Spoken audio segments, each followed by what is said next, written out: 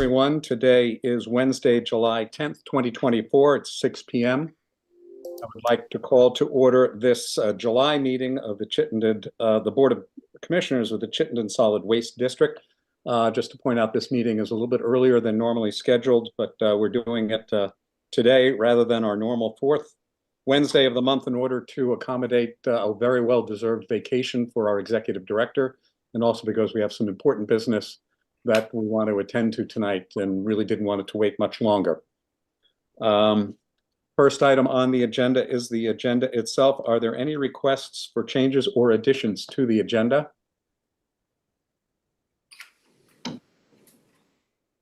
I have one in addition to item 4, organizational meeting follow-up. It'll be item C. I will just announce appointments to the Finance Committee for the coming year. But hearing no other requests for changes or additions to the agenda, we will follow it with the one addition that I just noted. Second item on the agenda is the public comment period. Are there any members of the public present, either in person in the CSWD offices, via telephone, or via Zoom, who wish to address the Board of Commissioners?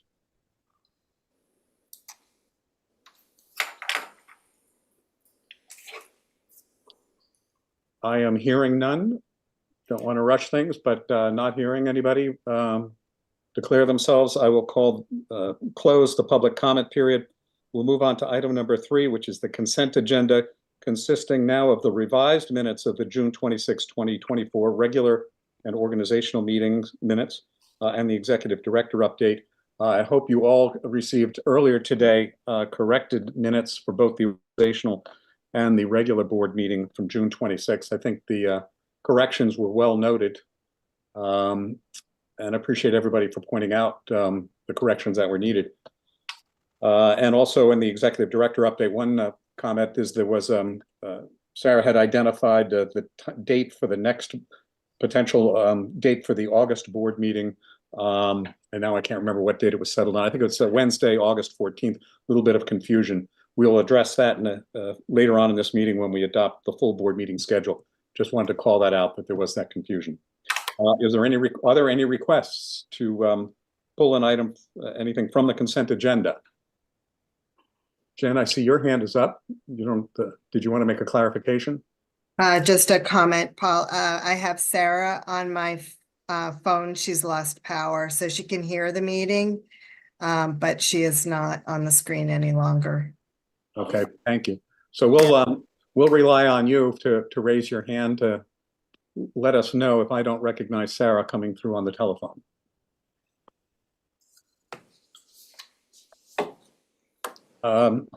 Back to the consent agenda. Any requests to remove an item from the consent agenda for further discussion or clarification?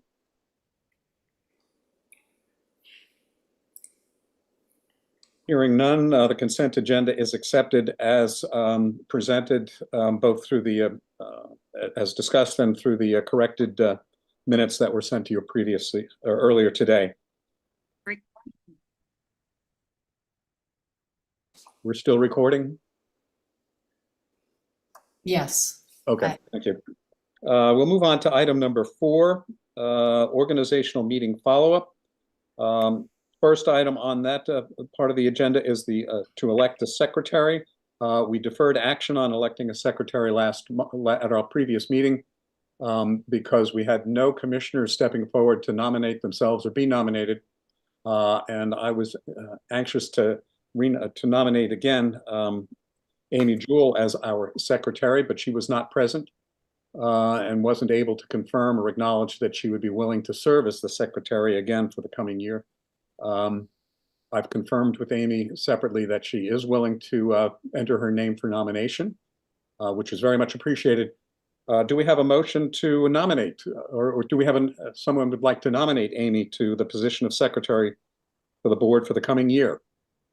So moved, South Burlington. Seconded, Essex. Thank you very much. Sorry, Katie, you didn't get in there. It's been moved and seconded that we nominate and vote on electing Amy Jewell to be the secretary for the board for the coming year. Is there any discussion on the motion? Hearing none, all those in favor, please say aye. Aye. Aye. Aye. Any opposed, say nay. Any abstentions? I declare Amy Jewell to be our secretary for the coming year, and I want to express my deep appreciation both for your previous service, Amy, for your willingness to do it again. Excellent job. We couldn't run our meetings without you, both present and then all the follow-ups. So it's very much appreciated. Thank you. Next item on the agenda is the full board meeting schedule, which was in your packet. I don't know if, Sarah, you want to make any comments on the schedule, or Amy in her stead? It appears on Sure. 4B, page 13 of the board packet. We do have one change. The August meeting is listed, the executive board is August 19th, and because we're moving up the full board to the 14th, if we hold a meeting for the executive board, it would be the Monday previous, so it would be August 5th. August 5th. So that can be noted as a potential meeting date in the schedule. If there are no other changes, do we have a motion then to accept the meeting schedule as presented in the board packet, with the one exception, the correction to August 5th, or the potential executive board meeting? Looking for a motion to accept. So moved, Heinsberg. Second, Westford. Thank you. It's been moved and seconded to accept the meeting schedule. Is there any discussion on the calendar?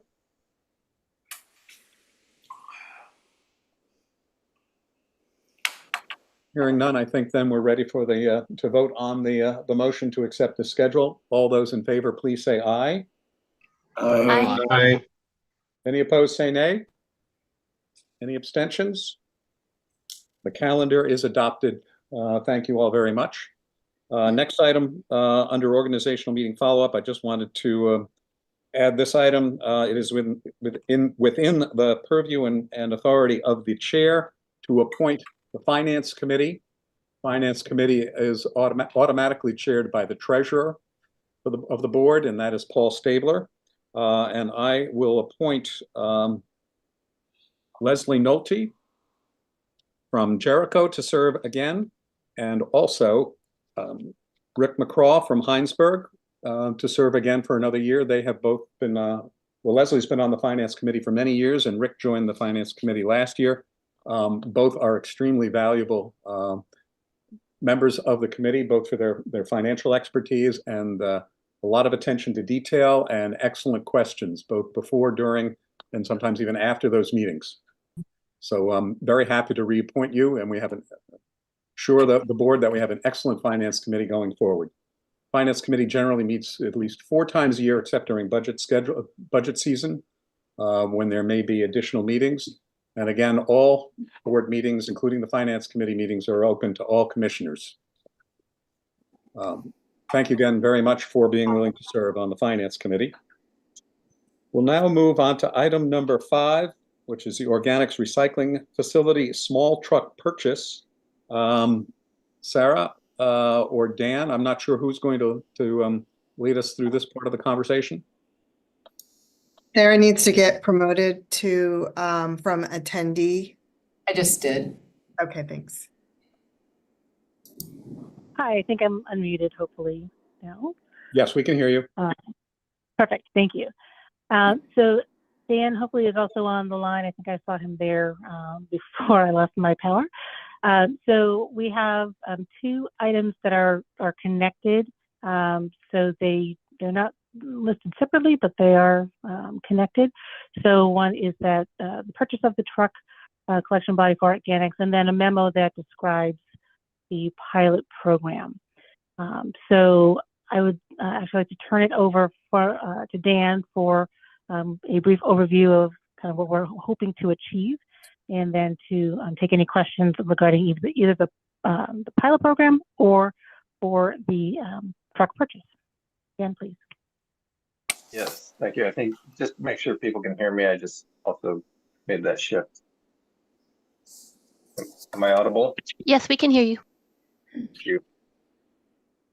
So yes, this is a pilot program that is designed to procure additional tons of organics that previously were composted at our facility for a long time, but following the arrival of the depackaging facility in Williston a few years back, they were rerouted to that facility, despite the fact that they're not packaged food waste. So it's all source separated organics, plate scrapings, if you will, stemming from or coming from a variety of sources that we lost, that previously had been made into compost and now are going to depackaging and then anaerobic digestion and then eventual land application. So the memo describes, I think, that it was a substantial hit in terms of both the amount of food coming in, but also the associated revenues with the tip fees for that food waste. Unfortunately, we've made up for it with some robust sales in the last few years, but long term, it is not seen as sustainable to be so reliant on the sale of finished product, and therefore we want to reestablish some more of the tip fee dominance in that balance moving forward. And so trying this out is what we're aiming to do with this project, with this pilot, with a relatively small purchase and a relatively small risk associated by basically starting with just a handful of local customers that we think are primed and willing to or wanting to make that switch back to compost, and bringing additional food tons back to our facility to be composted. So the memo describes the truck in question. This would be serviced and the actual hauling would be carried out by the maintenance and hauling division, whereas the compost facility would, of course, be the recipient of the material. And in the beginning, I speak in the memo of the fact that we could easily handle as much as 2,000 or 2,500 additional tons to where we are now. And this is because we were at that level several years ago prior to the arrival of the DPAC. And with the same staffing, we were able to manage that much material. And we are confident that we could do so again, were we to get up to that amount. However, this initial pilot just forecasts something more in the order of 500 tons if we can manage that in the first 12 months while we're trying it out. And again, the idea of it being to prove to ourselves whether or not this is something that we could take on in a slightly bigger way to get up to that 2,000-ish additional tons.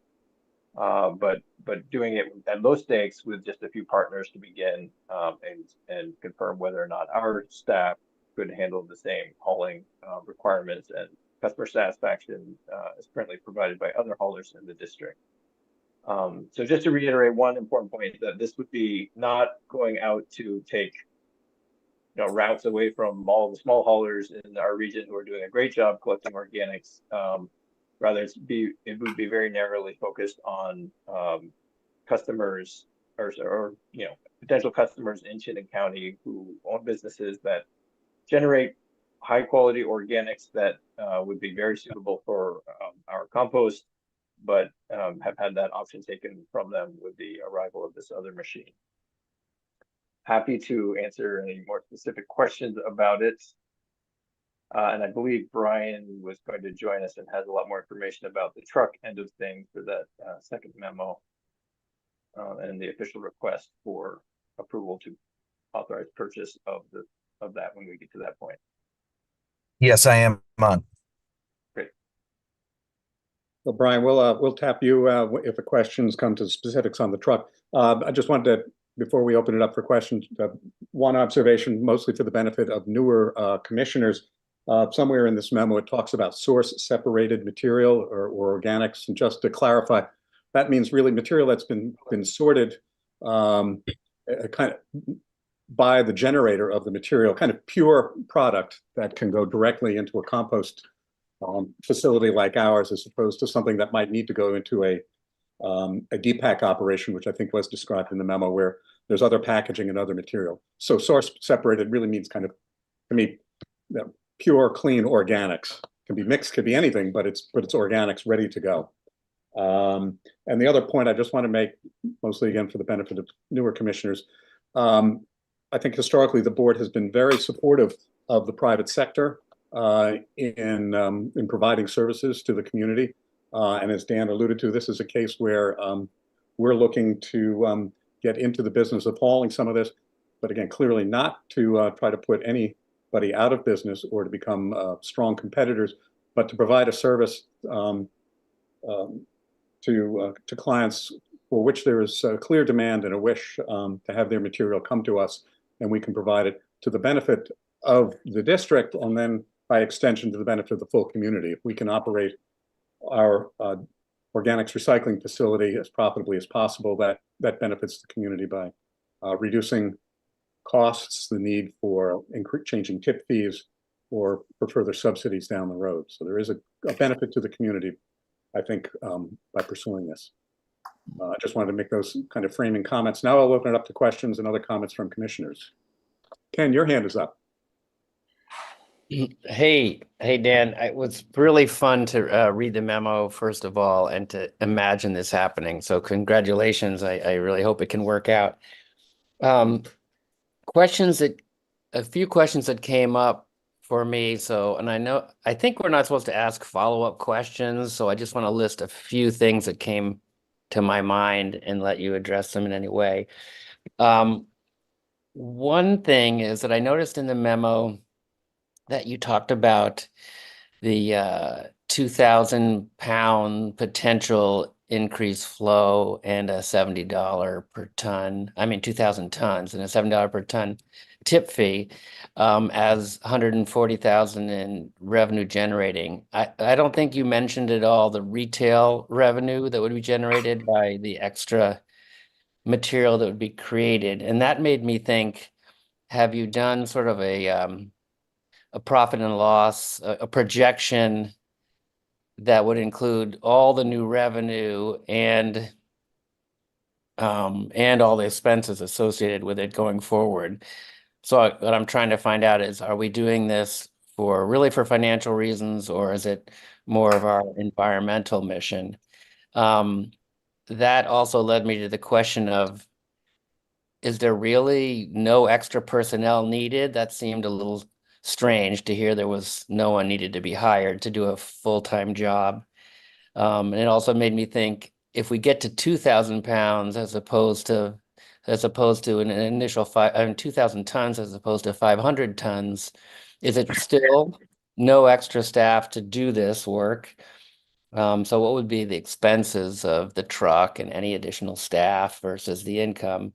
And then I was also wondering, are the customers coming to us because of their unhappiness with this material going to the depackaging, or are they coming to us for financial reasons? And are we competing with Casella in our collection fee, or however that works? Why are they switching to us basically to do this? It's a lot of questions, sorry. Yes, let's see where to start. So the 2,000 ton question, where you were wondering about we're projecting the revenue. Are we also projecting any potential expenses and or revenue associated with additional products that we'd be making? Right. So how much does that make? Yeah. Right. So the projections we've done thus far are not projecting so much additional material that we are anticipating additional volume needing to be sold, and all the pieces associated with it. It's not a linear relationship in terms of like a pound in of food equals X amount out as compost, because the food portion is mostly water. It certainly is an important nitrogen source in the mix, but it's not 1-for-1 in terms of that relationship. And so, not 1-for-1, but is there a relationship of yards of compost that come from a ton of food scraps? Right, so that, I guess that is not a linear relationship either. It's not, so yeah, not 1 for 1 and also not 1 for 0.03 or whatever that actual ratio, convenient ratio would be. And that is because we would not anticipate, it would be different at 2,000 tons, but certainly at 500 or 1,000, probably even 1,500 additional tons, we would not anticipate needing to bring in additional carbon source, nor manure and bedding that we bulk our material with. So those numbers wouldn't change, and those make up the bulk of the finished products, if that makes sense. So it's like, if you think of it as a recipe where you're adding more water on the front end, then by the time it's baked, that just means more evaporation and more water out the back end. It's not 100%, evaporation in this case, but it's not a huge amount of additional volume that we would count on additional revenue for. And we can say that with some more certainty because when we were at this volume of incoming material, say 3, now almost 4 years ago, we were not making 50% more volume of compost at that point. It was a very similar amount of compost to what we are making now. And so that maybe that seems hard to believe, with such large tonnages, but that's how it works out. And my best explanation for that is that it is mostly water that we would be hauling around and then turning into finished product. So hopefully that helps with that portion of it. So to that end, we also would not anticipate so no real additional expenses for inputs in terms of the carbon and the bulking, no significant additional expenses for labor, either from the hauling and, well, sorry, I won't, just for our own handling of the material, again, based on our experience of handling similar material several years ago. And then maybe there'd be a moderate increase in available compost, but it would not be 50% more compost, nor even 20% more compost. So no, we've not done large scale projections on additional revenue from that. As in terms of the hauling, that one Brian can speak to more, but You want me to jump in, Dan?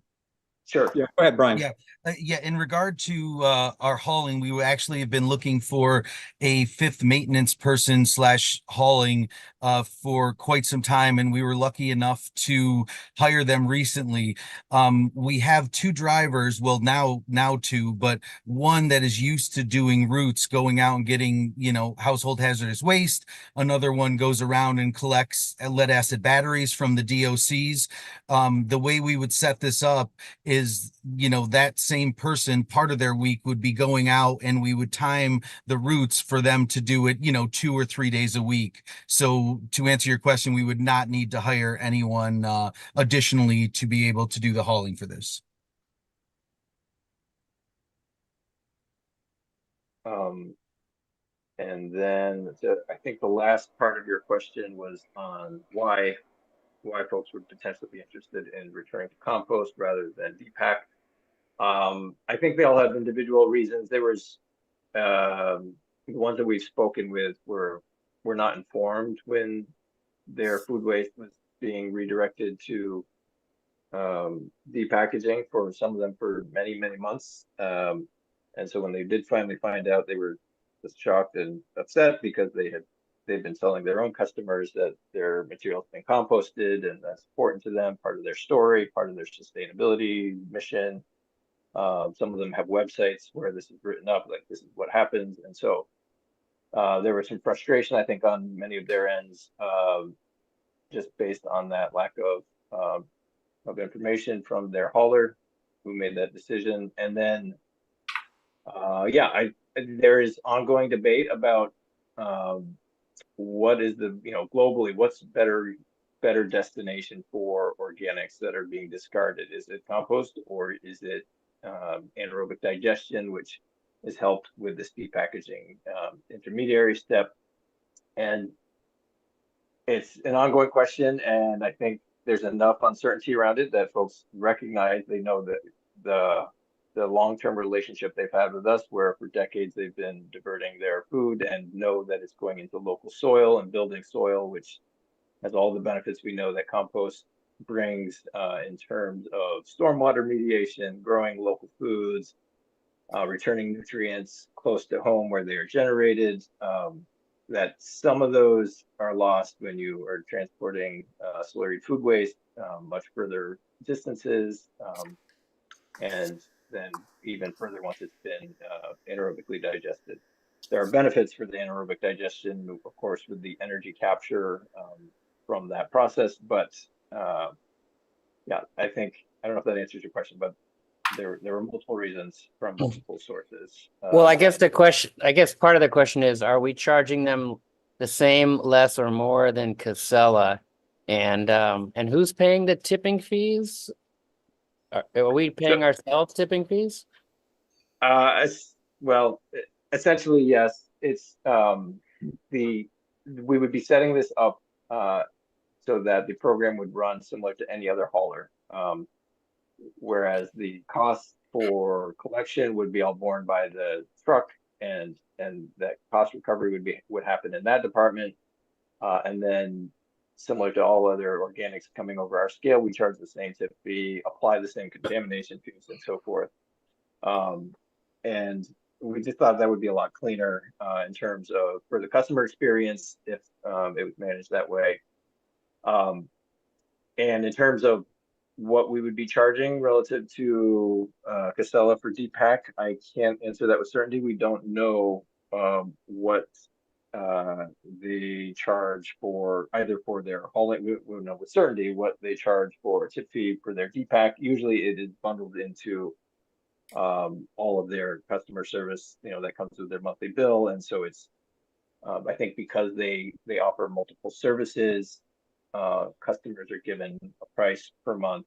Sometimes there's a breakdown for recycling and trash and organics, but sometimes it's all bundled, and it's very unclear how much I think a given customer might actually be paying for their given ton or part of food waste. However, we know that there is room in there for us to be within that price range and still, based on our projections, be able to pay for a truck and a person's time and our tip fee with a pretty reasonable amount of tons in the back of that truck in what we think is probably achievable within 12 months of a certain number of stops. I want to move on, recognize Henry next, and then I don't know if anybody in the meeting room has had their hand up, but first Henry, then we'll go to the meeting room, and then Rick. Yeah, this whole thing just doesn't make sense to me, because anaerobic digestion is composting, okay? When you're done with it, you have like a third of the biomass left as beginning, and plus you've generated heat and electricity. Okay, so it's actually a superior recycling. So why a customer would complain about this is absolutely backwards. Okay, they should say they're thrilled, okay, that it's being more usable. And so I think it's CSWD's job to educate the customers instead of saying, oh yeah, we did this without telling you and it's a bad thing, okay? Unless I misunderstand, this is a completely 180 wrong. I think the food repackaging is tremendous. Please tell me why I'm wrong and why we should compete with Casella to not, do anaerobic digestion of this. I'm quite lost. Yeah, well, I think we're in agreement that depackaging is a pretty phenomenal thing that is entering the scene in the last number of years. And I would say particularly for packaged material for which there was not a good solution in Vermont, especially before they arrived several years back. I don't know how many people have seen all of the marketing associated with that machine and how they're handling materials, but Ben & Jerry's, for instance, was incinerating massive quantities of ice cream in pints at huge expense, driving it really far away. And of course, the carbon footprint of doing that is just mind-numbing. So there now is a place for packaged goods to be processed and diverted from the landfill and made into a slurry waste that goes to anaerobic digestion and hopefully land application, sometimes in Vermont, sometimes not. And so some of those nutrients can make it back to the soil. I think our concern is that that process is unnecessary and extraneous for material that isn't packaged. So we think that composting is actually a very important and an integral role in the local cycling of nutrients. It's certainly a lot closer than the depackaging and anaerobic digestion option. Whereas, you know, somewhere in downtown Burlington, diverting their organics to us, I don't know the exact mileage, but it's what, a 20-minute drive or so versus the coming that same distance roughly for the depack then, and you would need to travel a county away to where most of the slurry is going, and then from there to either across the state or to 2 or 3 counties away for land application. There have been lots of concerns about land applied outputs from the digestate or from the quality of the material coming out of the depack. There's lots of studies going on currently to ascertain just how problematic that might be or may not be, but there's enough question there where I think that probably factors into some of the decision for some of these customers who would prefer to go back to what they've been doing for the last several decades. And yeah, so I think we're in agreement that depackaging is a great thing, a great tool in the toolbox. And I think we might be in disagreement about it being the best use always for organics.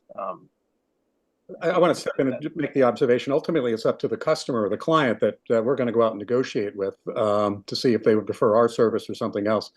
And as you've made clear, Dan, this is a pilot project. If it turns out not to be viable, we don't develop the demand for it, then it can be quickly turned off. But I don't think we need to debate the 2 different technologies.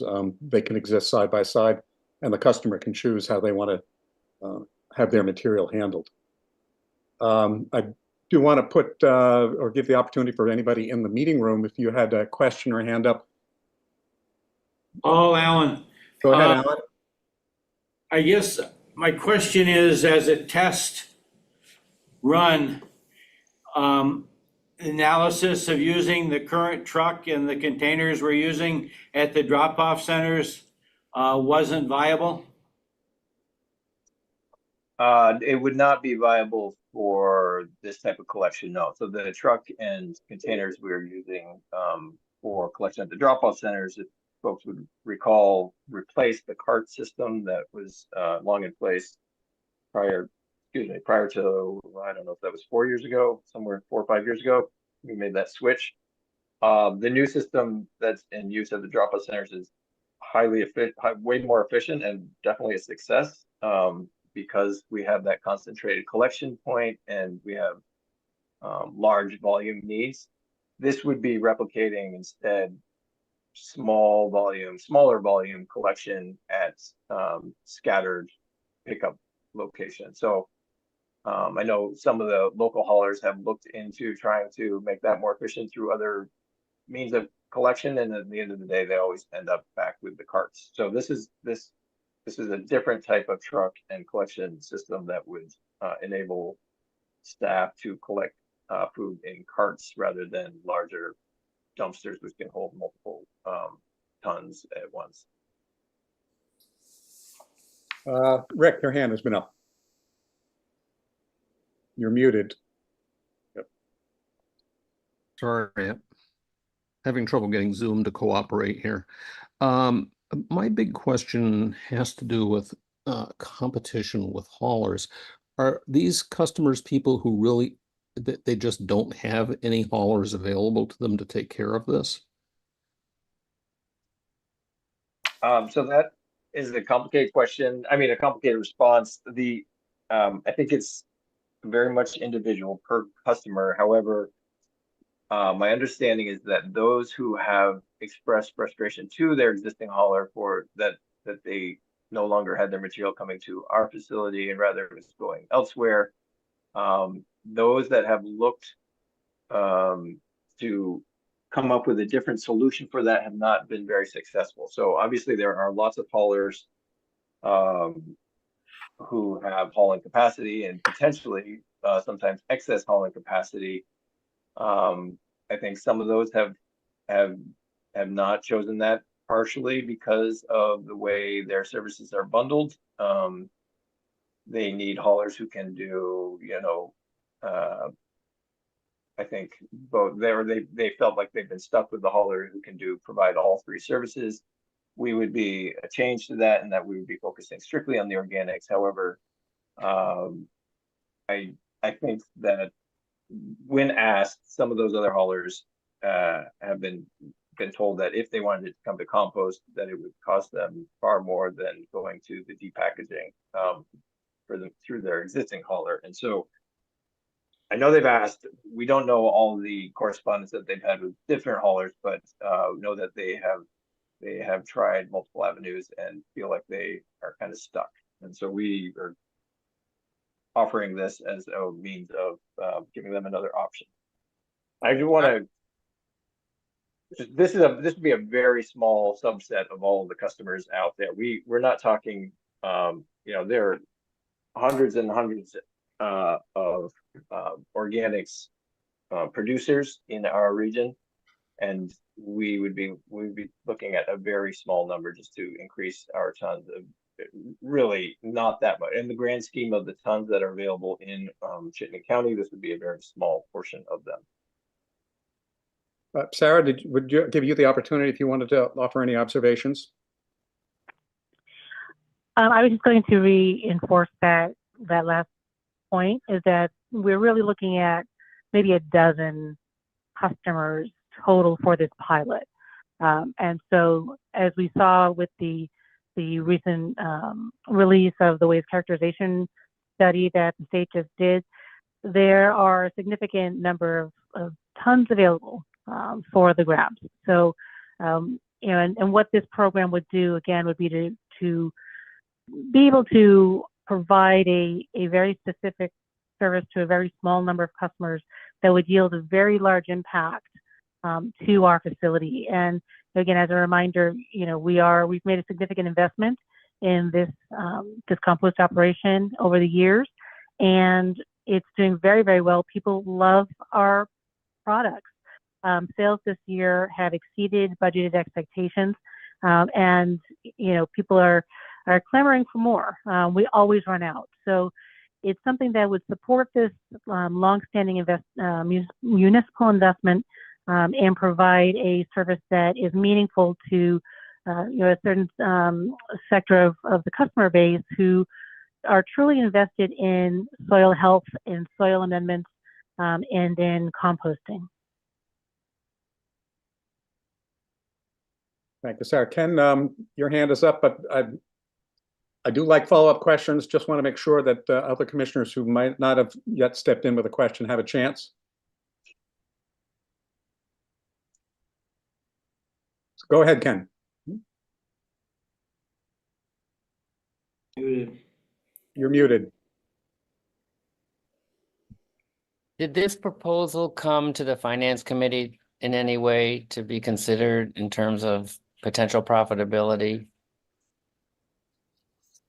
No, we brought it to the exec board I believe it was last month, and talked through much of what we're talking through tonight at that meeting, but no, we did not bring it separately to the Finance Committee. Rick, your hand is up. Yes. This sounds great in principle, and I agree that it's a problem that ought to get addressed. The question of, well, we just aren't getting enough organic material. It'd be good to get more. Just concerned about the optics and the interaction with the hauling community, and specifically wondering if there is any consideration about phase out. if this winds up being very successful and one or more haulers say, you know, we're going to revise our package, we're happy to step into this market and take this over. In principle, that seems like it would be the right thing to do to support the hauling community. Is there been any thought to that kind of dynamic? Or once we're in this, are we in it for the long run?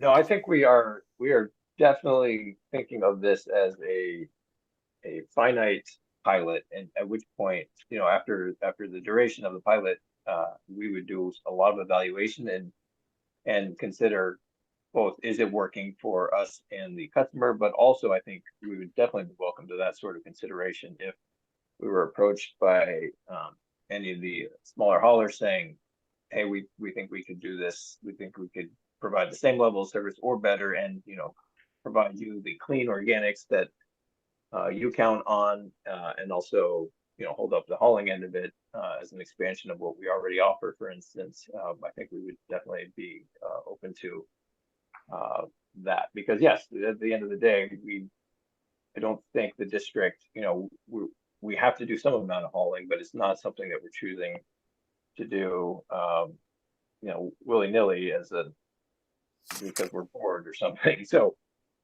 we got plenty to do that is not hauling, and yes, I think we see this as a way to get some of these tons that are no longer coming to us back to us, and I think that would lay the groundwork for that sort of consideration moving forward.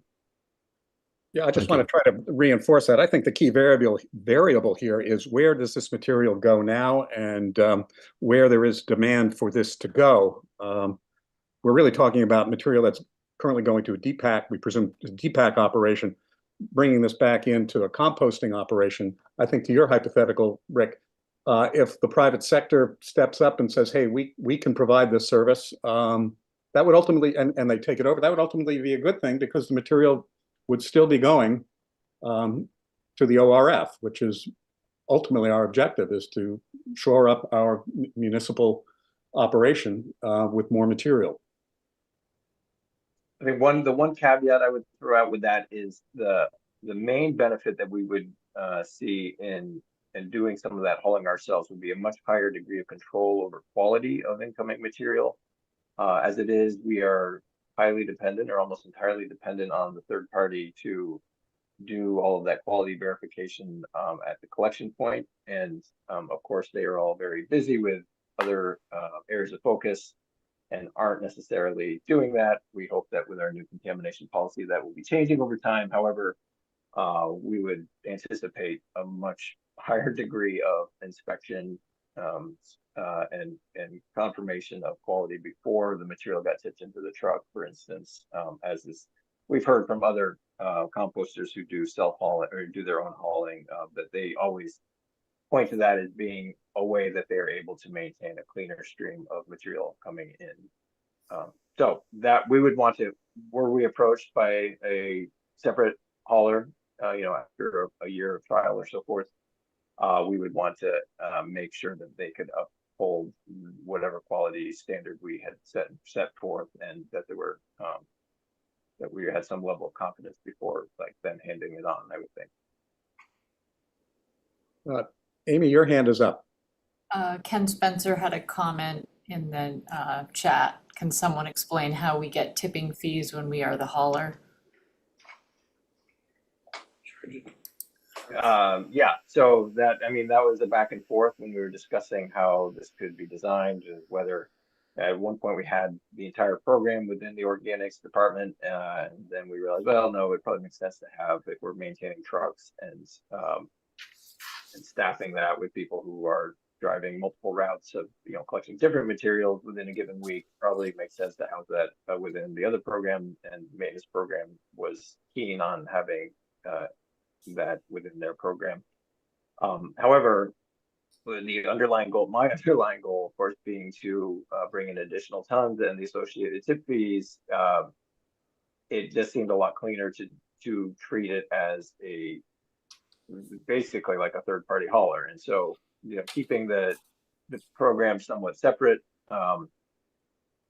but with the same goal at the end of the day. So how it would work is the hauler, in this case, us, DSWD's maintenance and roll-off, would bill the customer a certain charge per cart and per stop that would be sufficient enough to cover both the cost of disposal, which would be the same for all other haulers, as well as the cost of, vehicle replacement and labor, fuel, and all of those associated costs with hauling. So can I just restate the question, or the answer I think you gave, Dan, is that when if we approve this, ultimately CSWD staff will go out and negotiate an agreement with these small number of clients, and that you'll negotiate a fee for the service. And that fee, I presume, would be adequate to cover our costs, probably including a tip fee, and the costs of the truck and providing all that service. And presumably that would be negotiated to be acceptable to the client. Is that correct? Yes. So we're not providing the collection and hauling service for free necessarily. We're going to negotiate a fee. No, yeah, the intent is that this would not be a subsidized new program, that it would be self-sufficient and pay for itself via that charge, that per cart charge, essentially. As same with any other hauler. That they don't, and interestingly, typically the tip fee is a pretty small portion of what the this source generator actually ends up paying, and that much of the cost is actually associated with the vehicle, with the labor, and the profit margin for for other folks. Well, we've had Dan, your hand is up. Dan Steinbauer. Yes, what I like about this is it's a response to a customer's request. And these are prime customers, it seems, that would deliver a quality product. And quality product is what we need. Now, it's kind of like on a personal level, if I do a good job at organizing my organic waste in my home, and I want it to go to someplace and go to someplace productive. And I want it to have a good feeling about it. So it may be a win-win for both the organics facility getting quality product and the customer validating the effort that they're putting in. That's a good point, and a lot of the discontent, I think, is just based on that. Up to this point, most of the organics that are collected in Chittenden County that end up at the depackaging facility, they end up in the same tank of slurried material, as far as I'm aware. And so there's been a lot of debate about that. We had a state level stakeholder group that I was part of a couple of years ago, and we heard a lot of testimony about the fact that the commingling of packaged food with source separated organics just didn't make sense for the advancement of trying to get more and more quality, low contamination organics out of the waste stream. Is that once you open the door where you're allowing these things to be commingled anywhere along the way in the process, that it takes away all the incentive for folks to do a good job. You can imagine if everybody knew that at the end of the day it was all going through this magic machine that theoretically takes out all the contaminants, then nobody's going to try very hard to do a good job of source separating. Unfortunately, or luckily, I guess that has not been widespread knowledge, I think, and that that quality is still pretty good in Vermont compared to most places, but we've seen in other parts of the country where that trend has gone that direction, that the quality of material coming out of generators just goes down rapidly. So that's one thing we definitely want to avoid, particularly for the spillover effect for folks who aren't bringing anything to the depackaging facility, but bring it directly to us. We've had an extensive conversation here. Ultimately, the point of this discussion is there is a resolution at the bottom of page 17 of the meeting packet That action item is for authorize the purchase of a truck to provide hauling services. I think at this point, I would like to get that resolution, that motion read into the record. Have it moved and seconded, then we have an opportunity for a little bit more. Paul, got one more question in the conference room. Okay. I missed it. Yes, hi. I was just curious. Hi. I was just curious of the small number of customers that we might pilot this with. Is that the majority of the customers we heard were, disgruntled or frustrated, or are there a lot more out there and we're just picking a subset of those? Yes, we've not done an extensive survey of all generators in Chittenden County to gauge level of discontent, let's say, but the ones that we have spoken with, we know are, and yes, so we don't know the total number of disgruntled or discontented folks, but we do know that there is a good amount of them, and there would be, as we proved it out with the first handful of folks, I think we would then engage with others, and don't know that we would be leading with that as like a sales pitch per se, but certainly being prepared to note that the importance of organics going to this public investment and enriching local soils with these recycled nutrients. Thank you.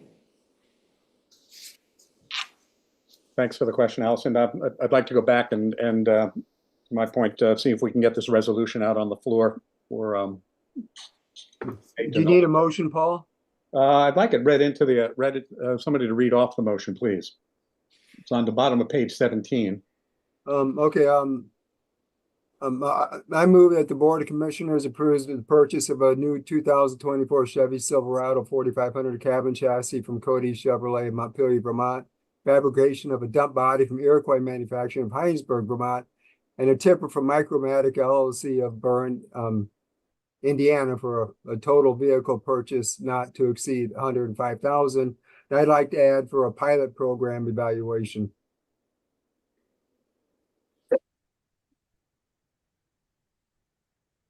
Just to be clear, Henry, you would like the language at the end of this resolution to clearly state that it is a pilot program? Yes, with all the included evaluations once the pilot program is done. But to make it clear, this is an evaluation. Do we have a second? Second, Estes Junction. Thank you. It's been moved and seconded to authorize the purchase of a Chevy Silverado cab and chassis, dump body, tipper, for a total price not to exceed $105,000, with the understanding that this is a pilot program to be evaluated after it has been undertaken. Sarah. Hi, thank you. I just want to make sure that that the board is aware that if the pilot program is not successful, that we would still look to see if we could utilize the vehicle with CSWD. Otherwise, if it was solely for a pilot program, there could be an understanding that the vehicle would necessarily need to be sold. So it's possible we may have a use for it other than through the pilot program, but I don't want it to be only utilized for this one program in the event that we have another potential use for it otherwise. Well, however you want to change the wording, but this is clearly a pilot program proposal, and we aren't saying move forward with the whole program. So if you want to, because like I said, I find the whole program questionable when I think the current directing of the materials is fine, and maybe customers just don't know. We really need customer education as opposed to a competing program. Understood. I just wanted to make sure, or at least maybe get some acknowledgement that in the event the pilot program is not successful, that we may still, retain ownership of the vehicle and first investigate additional uses before selling. I don't know that that needs to be worded in the resolution or the motion. It was more of a just kind of trying to get a virtual head nod that yes, we would not just get rid of the truck if the pilot is unsuccessful.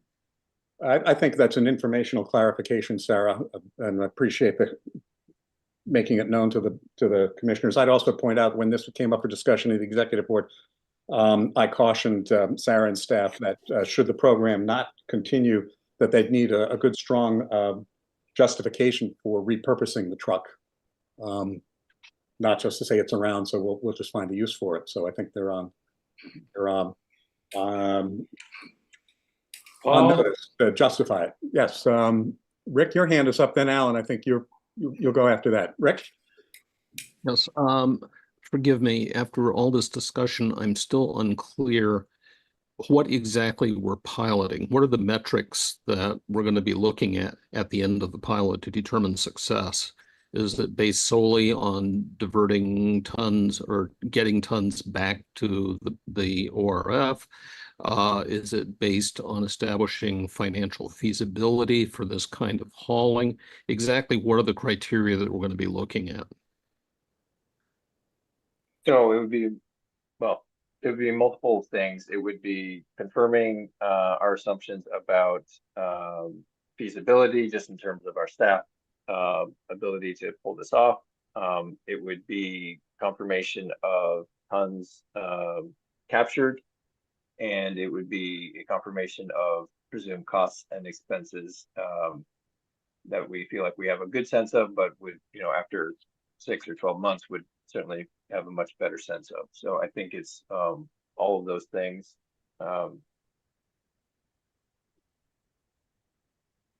Thank you. Alan, you had a question or comment? I come right behind Rick. I will vote positive for this because I think it needs to go forward, but without the metrics for what is successful and isn't successful, I really don't like those words that were added to the motion, but anyways. Thank you, Alan. Ken? Yeah, I don't know how to do this, but because of my unclarity on these metrics and how much this costs and how much that can benefit us, I'm inclined to vote no, and I don't want to because I think it's a good idea. So I'm wondering whether I can craft, or we can craft, an amendment to this thing that states we approve it pending a projection, a created projection. I don't see any reason why we can't upfront calculate what we're going to charge and how we're going to charge for picking up this material, and know whether or not we're cheaper than Casella. I mean, I can't really picture who these people are we're getting the stuff from, whether it's restaurants or Granny on the corner. I don't think it's Granny, but there's got to be some method to, how do they know, how do they pay? Do they weigh the stuff? All this is unclear to me. So therefore I can't decide whether this is going to be a profitable venture or not. I do see a potential $140,000 in tipping fees, but I don't see any expenses associated with that. So I don't know. That's kind of amendment I'd like to make, is to get something up front to show that this could be a profitable project, rather than just saying we'll decide in a year. I'm not sure how to proceed. It's a motion to authorize the purchase of a truck, not a motion to authorize a program. I don't want to authorize the truck without knowing that we have an analysis that says we should authorize that truck. I think ultimately it's up to you to decide, can you support the purchase of this truck for this proposed program? But we can't read into the motion or write into a motion the whole program. That's my opinion. Sarah, I don't know if you have any comments on that. Yeah, Ken, I hear you. And we have done the financial projections to bring us to the point where we recognize that we need, X number of customers to break even in a certain amount of time. So we have done that, and Dan, thinking Natalie, we should have included at least that chart for the board. And to know whether or not we're less expensive than Casella or not. A lot of factors go into how haulers price their services. And so for one customer, we may be less expensive. For another, we may not be, because we don't know their overall bundle of services that they're looking for, or that they're receiving. And so generally, I think, as Dan had talked about earlier, the collections by the cart, by the pickup, or it's called the pull, and it's often volume based. So if you have many carts to collect in one stop, that would be less expensive for the hauler to collect, and you may get a lower price per cart. Undoubtedly, you get a lower price per cart than if you have 2 carts at a location. So 20 versus 2, you're going to get essentially a volume discount. So those same factors are what we factored into our estimations for what we could reasonably charge customers. And then, again, as the customer list grows, then our cost per stop goes down. And the aim really is to keep the collection route very, very, very tight. And, route density is also another factor in hauling costs. And, we're not looking to be far flung throughout Chittenden County at all. We're looking at generators that consistently produce very, very clean streams, because that's the only, again, we don't want to add problems to our collection once it gets to the ORF. They have to be very, very clean streams. And the opportunity to work directly with these generators if there are problems. There's no middle person that we have to go through. We don't have to guess which stop we stopped at that had the problem. We would know, and we would be able to address that immediately through either probably through our outreach team would work with folks on that. So to know whether or not we're less expensive, it's good to know.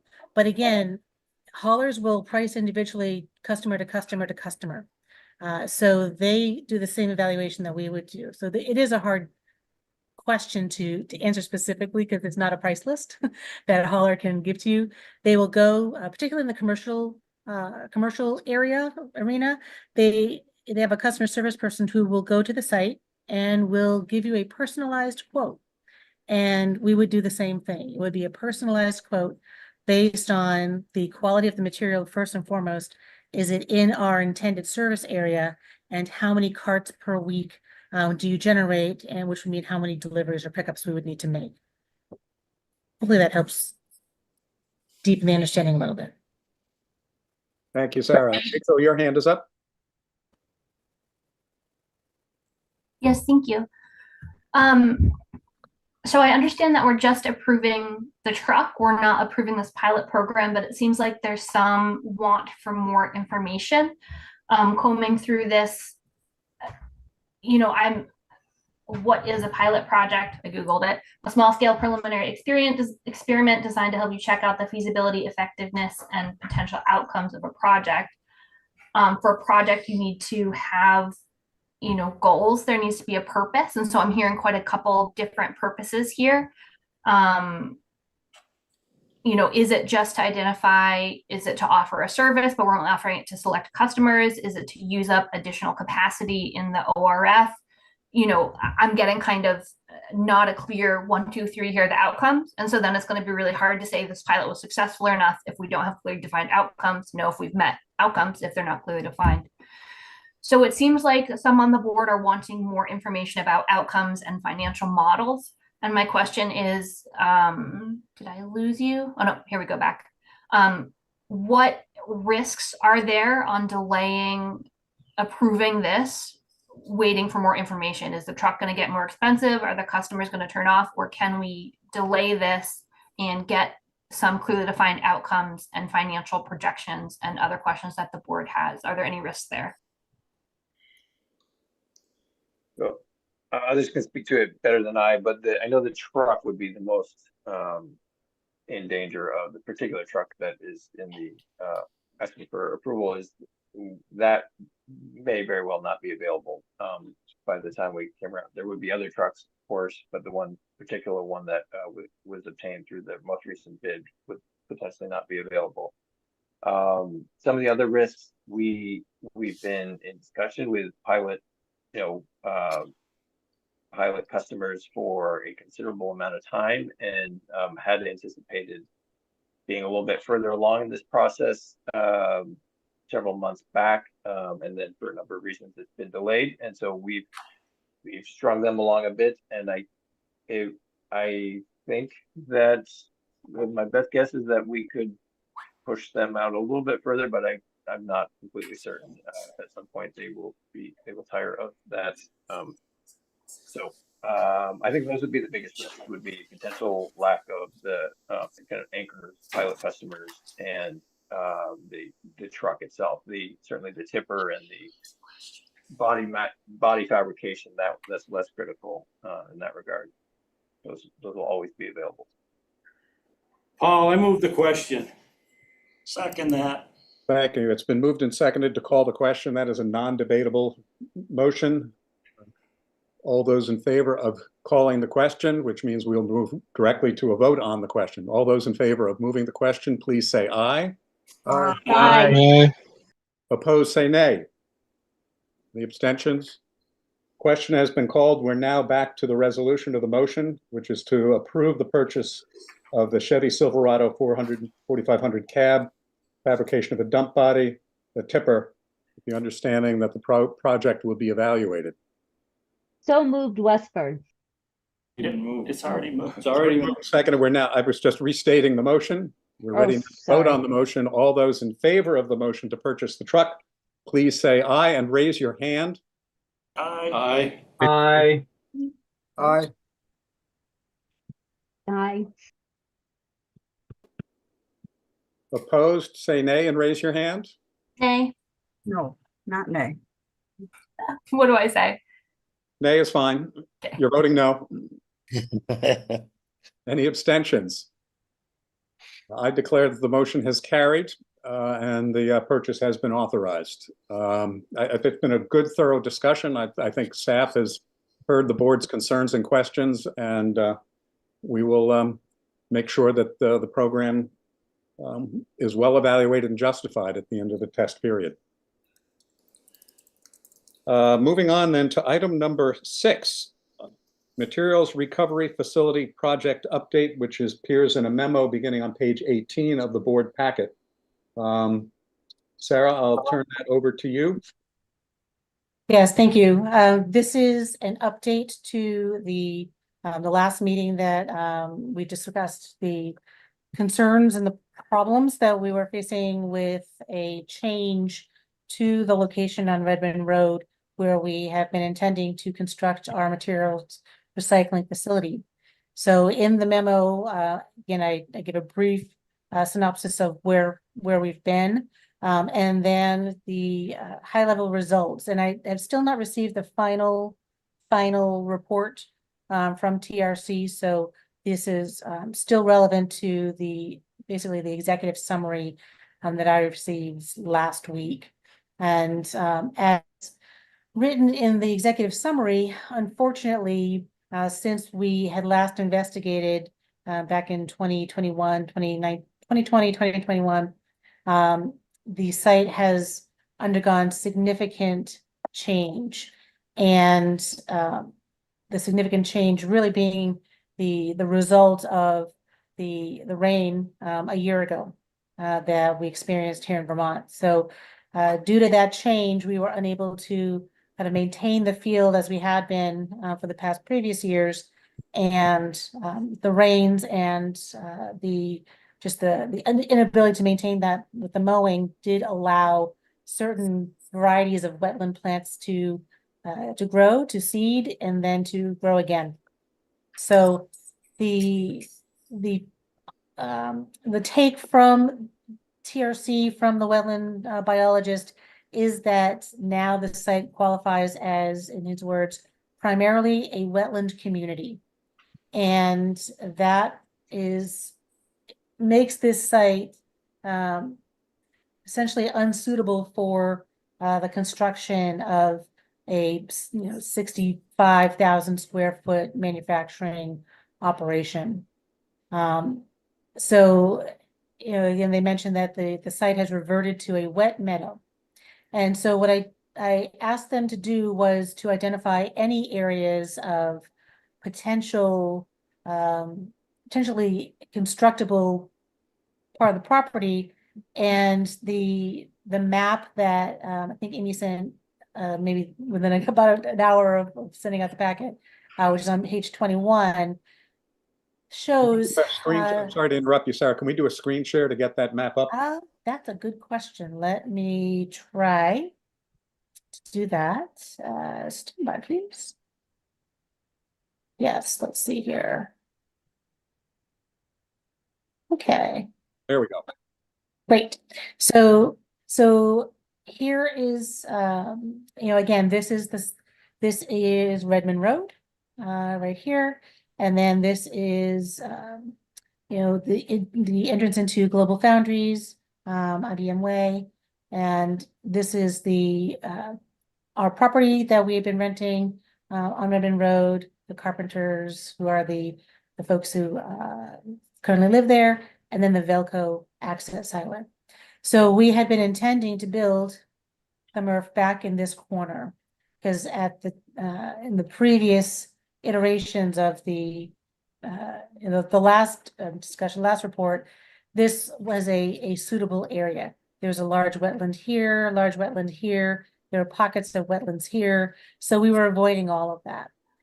Now, unfortunately, as you can see, this entire area is considered to be a form of a wetland, if not a wetland. These areas here are identified by TRC as wetland lots. This little snaky bit along Redmond Road is the buildable area. This over here is a buildable area. That's where we were going to put our septic mound.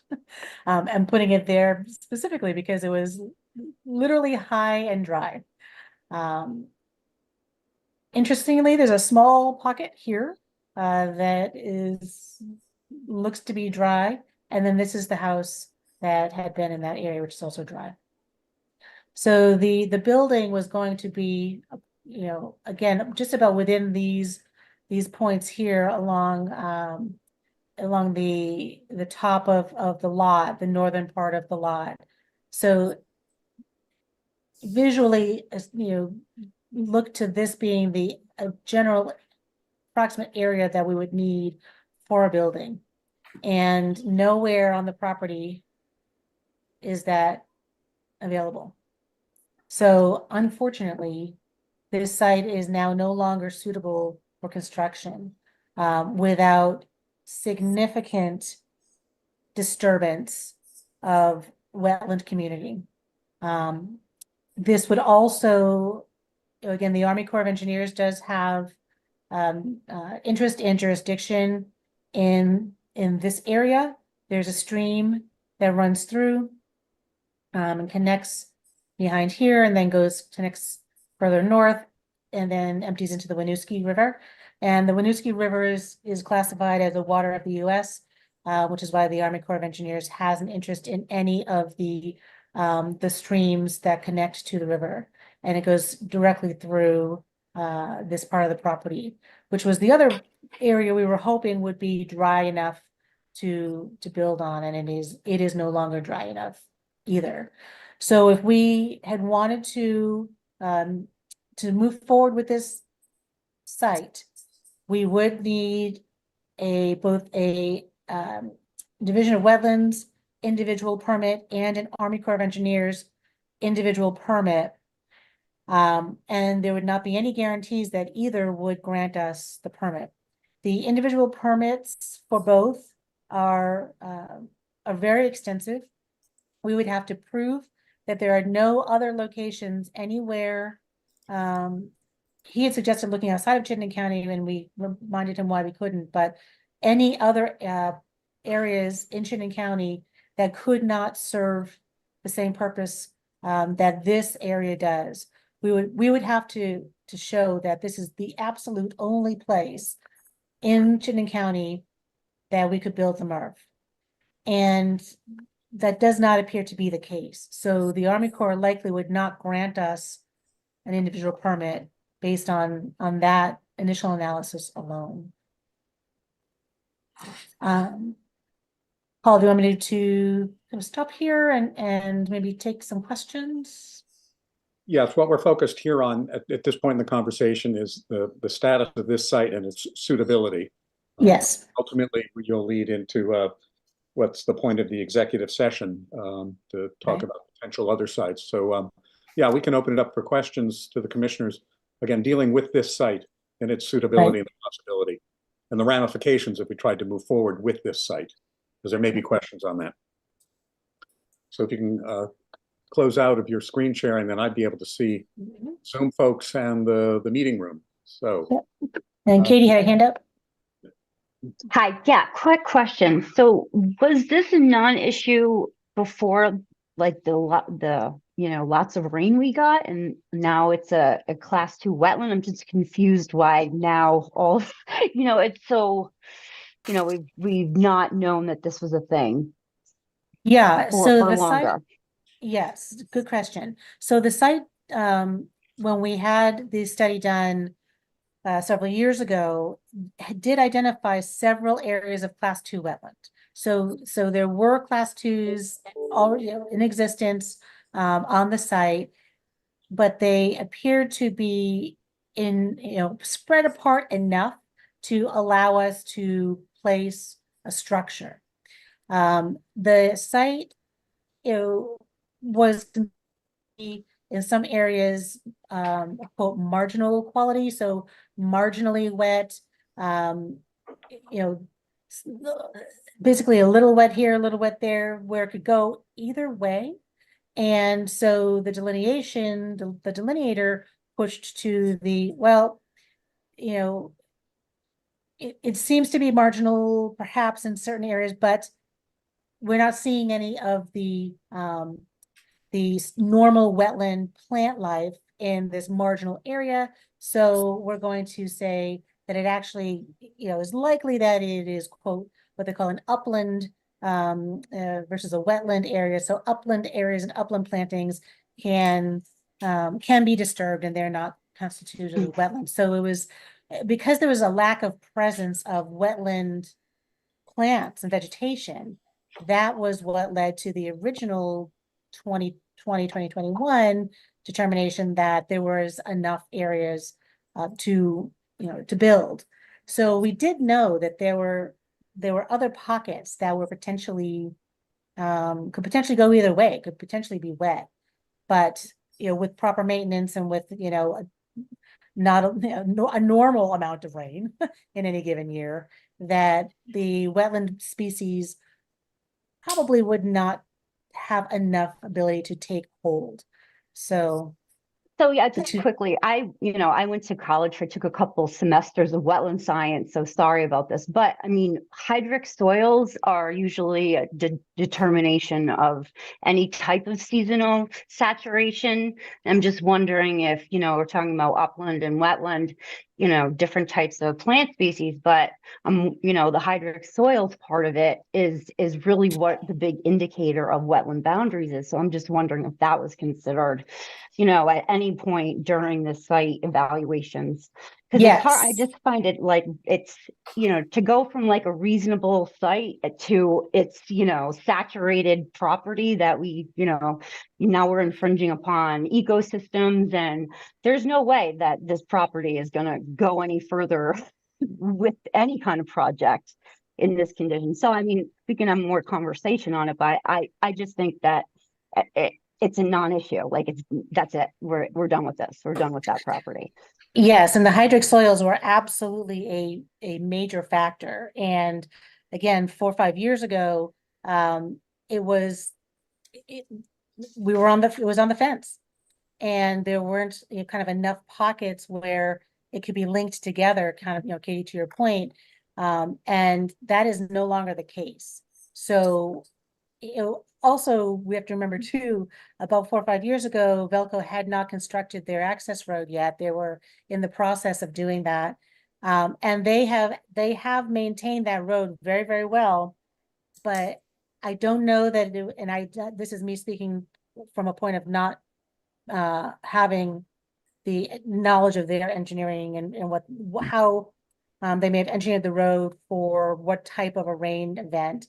I don't know many of our roads that were engineered to manage a 500 or 1,000-year rain event, but we had such a significant rain event last year, and the year before was also wetter than normal. That is there some possibility that the access road contributed in some way? It may have. I don't think it was the only thing that contributed, but it was a new factor, right? That was not in existence on the site 5 years ago. So when thinking about what are the factors that have changed, that is one. And then, again, just nature really grabbed this field and said, we're back. And yeah, Katie, you're right. I think, and I asked the question of the biologist, is there anything we can do with the fields? And he said, in the moment, absolutely no. And likely for several years, no. But, if we get into another 10-year drought situation, it could very well revert back to just kind of basic farmland, which is what it was years and years ago, for a long, long time. But right now, it is not feasible as a construction site. Again, I'd point us Thank back. you for that. I appreciate your insights into this, Katie, and point us back to Sarah's July 5th memo, where she's established that this is a very challenging site, a lot of ramifications for that I think she's outlined in the memo. I don't think we need to go through that point by point. Trust folks have read that and understand the ramifications. But clearly, Sarah is pointing us in a new direction, or a direction for finding a new site, which again is the subject of our next executive session, or upcoming executive session. But are there further questions on Sarah's memo or on the current site for commissioners to kind of get their heads around, understand the situation that we're in?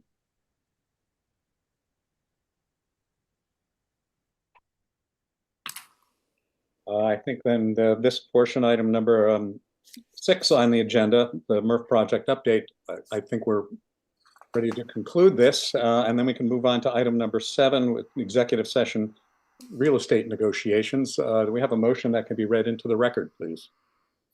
Yes, motion that the Board of the Commissioners of the Chittenden Solid Waste District go into executive session to discuss real estate negotiations where premature general public knowledge would clearly place the district, its member municipalities, and other public bodies or persons involved at a substantial disadvantage, and to permit authorized staff to be present for this session.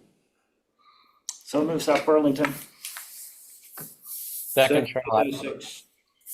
Thank you. It's been moved and seconded that we enter into executive session for the purpose of discussing state negotiations. All those in favor, please say aye. Aye. Any opposed, say nay. Any abstentions? We will now move into executive session. Sarah had emailed